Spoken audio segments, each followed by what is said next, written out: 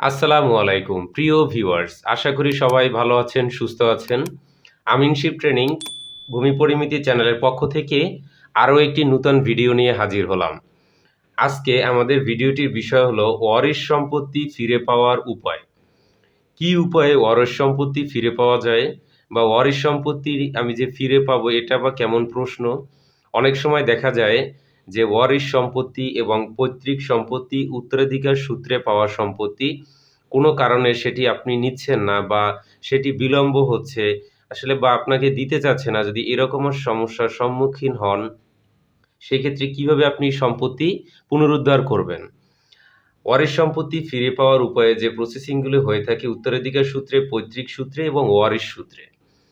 দেখা যায় উত্তরাধিকার যেই সূত্রে সম্পত্তি আছে, অনেক সময় সেই সম্পত্তি আপনি হয়তো দেশের বাইরে ছিলেন বা আপনার নিকট যে ওয়ারিশ রয়েছে তারা সেই সম্পত্তি ভোগ করতেছে, আপনাকে সেই সম্পত্তি দিচ্ছে না।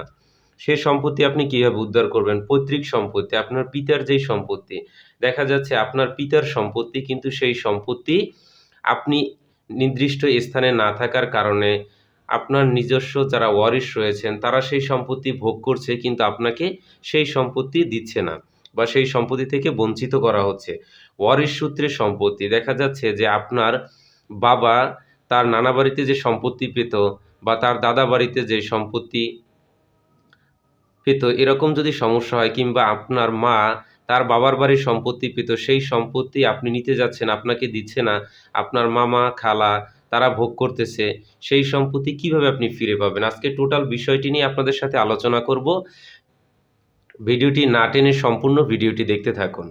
ওয়ারিশ সম্পত্তি ফিরে পাওয়ার উপায়ে প্রথম আপনাকে যে কাজগুলো করতে হবে, তার ভিতরে হচ্ছে দেখা যায় ওয়ারিশ যে সম্পত্তি, যে ব্যক্তির সম্পত্তি, তার সম্পত্তি তিনি যখন মৃত্যুবরণ করবেন তখন কিন্তু তার ওয়ারিশ সৃষ্টি হয়। সেক্ষেত্রে অবশ্যই মৃত ব্যক্তি সম্পত্তি তার নিকট যারা ওয়ারিশ আছেন তারাই সেই সম্পত্তি পাবে। এক্ষেত্রে অনেক সময় দেখা যায় যে তামাদি আইনে একটি কালো অধ্যায় নামে একটি আইন আছে, যে একটি জমি যদি ১২ বছর একটানা কেউ ভোগ দখলে থাকে তাহলে সেই সম্পত্তি তার নামে হয়ে যায়। কিন্তু এই অবস্থাটি শুধুমাত্র সৃষ্টি হবে ওয়ারিশ সূত্রে বা পৈতৃক সূত্রে, উত্তরাধিকার সূত্রে, এর বাকি যে অংশগুলো আছে তাদের ভিতরে। এই ওয়ারিশ সূত্রে এবং পৈতৃক সূত্রে, উত্তরাধিকার সূত্রে এখানে এই আইনটি প্রযোজ্য নয়। তাহলে ওয়ারিশ সূত্রে ফিরে পেতে মৃত ব্যক্তি যখন তা মারা যায় তার ওয়ারিশগণ তার সম্পত্তির উত্তরাধিকার হিসাবে গণ্য হয়। কিন্তু সেখানেই বাধা বিপত্তি হয়। দেখা যাচ্ছে যে একজন মৃত ব্যক্তির ৫ জন ওয়ারিশ রয়েছেন, কিন্তু ব্যক্তি মারা যাওয়ার পরে দেখা যাচ্ছে ৫ জনের ভিতরে ৪ জন ব্যক্তি সেই সম্পত্তি ভোগ দখলে আছে, কিন্তু বাকি একজন উনি দেশের বাহিরে আছে কিংবা নির্দিষ্ট স্থানে না থাকার কারণে তার সম্পত্তি অন্য বাকি ৪ জন ভোগ করতেছে। কিন্তু উনি যখন তার সম্পত্তি বাকি ৪ জনের কাছে চাচ্ছে, তারা তাকে দখল বুঝিয়ে দিতে চাচ্ছে না বা জোর জবরদস্তি করতেছে বা হুমকি দিচ্ছে এরকমের, বা পেশিশক্তির বলে তাকে দিচ্ছে না। এই অবস্থার সৃষ্টি হলে প্রথমে আপনাকে যে কাজগুলো করতে হবে সেই সম্পত্তি ফিরে পাওয়ার ব্যাপারে। প্রথমে মৃত ব্যক্তির ওয়ারিশ প্রমাণীকরণ। আপনাকে প্রথম সম্পত্তি পেতে যে ধাপটি গ্রহণ করতে হবে, মৃত ব্যক্তির ওয়ারিশ প্রমাণীকরণ। মনে করুন যে আপনি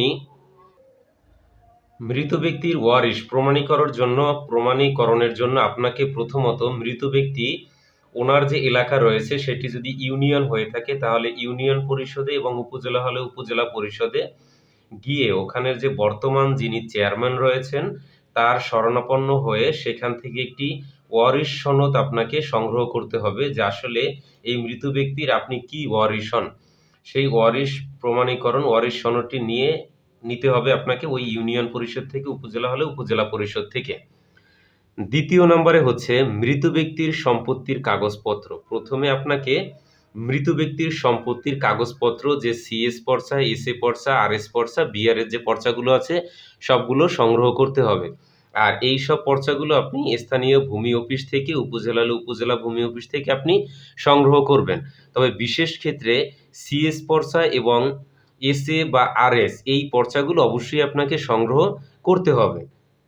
পরবর্তীতে আপনি এই ওয়ারিশ সনদ এবং হচ্ছে সিএস, এসএ, আরএস পর্চার যে খতিয়ানগুলো, পর্চাগুলো রয়েছে এই পর্চাগুলো নিয়ে আপনার যে এলাকায় যে জজ কোর্ট বা ডিসি অফিস যেটা বলি যে জজ কোর্ট আছে, সেই জজ কোর্টে আপনি একজন ভালো আইনজীবীর পরামর্শ নিয়ে তাকে সঙ্গে করে একটি বাটোয়ারা মামলা করতে হবে। তাহলে বাটোয়ারা মামলা করা হয়ে গেলে আপনি কিন্তু এই সম্পত্তি ফিরে পেতে দ্রুত কার্যকর হবে। কিন্তু এখানে একটি কথা রয়েছে যে যদি ওয়ারিশান সম্পত্তি ফিরে পেতে আপনি এই প্রসেসিংগুলো ব্যবহার করে থাকেন, সেক্ষেত্রে সেই সম্পত্তি কিন্তু যদি মৃত ব্যক্তি অন্য কাউকে সম্পত্তি লিখে দিয়ে থাকেন এবং কোথাও যদি কোনোভাবে উনি ক্লিয়ার করে যান যে না এই সম্পত্তি আমি সব বিক্রি করে গিয়েছি বা কোথাও দান করে গিয়েছি, সেক্ষেত্রে কিন্তু আপনি এই প্রসেসিং অ্যাপ্লাই করলে কোনো কাজ হবে না। যদি সম্পত্তি এরকম অবস্থায় থাকে যে মৃত ব্যক্তি কোথাও কোনো দান করেনি, কোথাও বিক্রি করেনি বা কোনো ব্যাংকে লোন বা জমার মাধ্যমে সেখানে এভাবেও কোনো বন্দোবস্ত করে যায়নি। শুধুমাত্র উনি মৃত্যুবরণ করেছেন কিন্তু ওনার সব সম্পত্তি নির্ভেজাল রয়েছেন। সেক্ষেত্রে কিন্তু আপনি সেই সম্পত্তি বাটোয়ারা মামলা করলে বিজ্ঞ আদালতে আপনি খুব দ্রুত সময়ের মধ্যে সেই সম্পত্তি আপনি ফিরে পাবেন।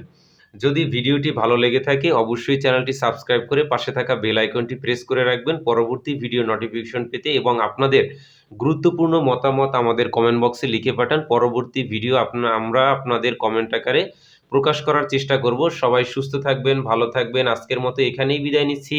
আসসালামু আলাইকুম। আল্লাহ হাফেজ।